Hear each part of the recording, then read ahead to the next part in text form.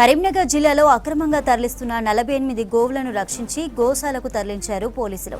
ఆదిలాబాద్ నుంచి హైదరాబాద్కు గోవులను తరలిస్తున్న ట్రక్ను తిమ్మాపూర్ మండలం ఎల్ఎండి కాలనీ దగ్గర పోలీసులు అదుపులోకి తీసుకున్నారు.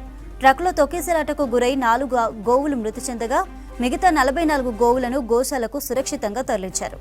అక్రమంగా గోవులను రవాణా చేసే వారిపై గో సంరక్షణ చట్టం ప్రకారం చర్యలు తీసుకుంటామన్నారు పోలీసులు.